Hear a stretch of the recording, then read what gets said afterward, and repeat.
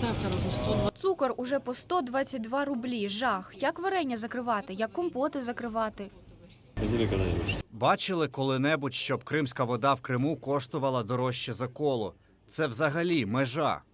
Ну, почему пиво так? Чому пиво так дорого коштує? Ви подивіться, які ціни. Ну, якось 170 за півлітра дорого. Так, в окупованому Криму місцеві скаржаться на здорожчання продуктів. Зокрема, ціни піднялися на м'ясо, десяток яєць, цукор, гречку, олію, молоко, кажуть у Кримсько-татарському ресурсному центрі. Від 10% до 100% піднімаються ціни на продукти харчування. Ну, якщо ми порівняємо з цінами прошлого року, тут дійсно тільки я надала інформацію за місяць, а якщо ми візьмемо за рік, то дійсно набагато дорожче стали ціни, але основна вартість за продукти зросла іменно за цей останній місяць. М'ясо, свинина, окорок. М'ясо, свинина, окість була 295, потім 320, вже 400. Філе було 420, уже 525.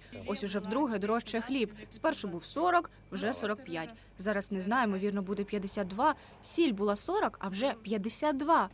Місцеві блогери розповідають, значний стрибок цін стався, відколи почалися перебої зі світлом та дефіцит бензину. У представництві президента ВР Крим кажуть, що одна з причин – проблеми з логістикою. Через те, що через Кримський міст логістика не функціонує, а паромна переправа припинила своє функціонування, перевізники, саме логістичні компанії, відмовляються доставляти продукцію на територію тимчасово окупованого Криму, або ця доставка значно зросла. Денис Чистяков каже, скорочуються онлайн-продажі, бо постачальники відмовляються перевозити продукцію. Оскільки єдиний маршрут їхнього руху – це є так звана Таврида-2 через окуповані території після 22-го року Херсонської, Запорізької та Донецької областей. Морозильні камери, де покупці брали морозиво, порожні. З молочними продуктами на півострові справи кепські, розповідає Скандер Барієв. Для молочка треба холодильники, а світло вимикають. В деяких районах, як от в Джанкойському, його нема вже 2 тижні.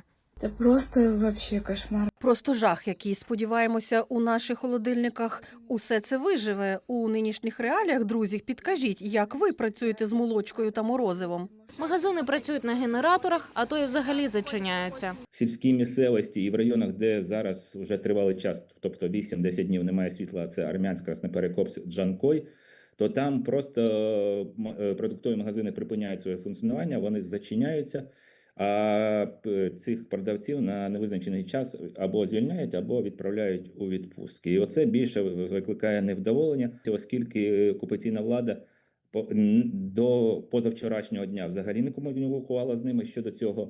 Це наш євпаторійський магазин «Еда-вода». Вони закриті, тому що немає світу. Ситуация следующая. Эти холодильники пустые, выключены. Здесь тоже выключено. Окрім підняття цін, у деяких районах Криму в магазинах порожні полиці. Ось така історія починається в магазині. Як вам? І це вже не перший магазин. Деякі кримчани висловлюють своє невдоволення, каже Скандер Барієв, а окупаційна влада поки лише обіцяє вирішити проблему. Є різні люди, які по-різному сприймаються. Хто навпаки говорить про те, що якщо це відбувається, то значить незабаром Крим може бути звільнений. Хтось навпаки говорить, навіщо нам це потрібно, ця СВО або ця війна, краще там було, як ми там раніше жили, або до цього жили, коли почали бомбардувати. Барієв припускає, якщо така ситуація триватиме, ціни на продукти можуть піднятися ще, та навіть виникне дефіцит. Валерія Царна та Оксана Босоновська. Суспільне новини. Крим.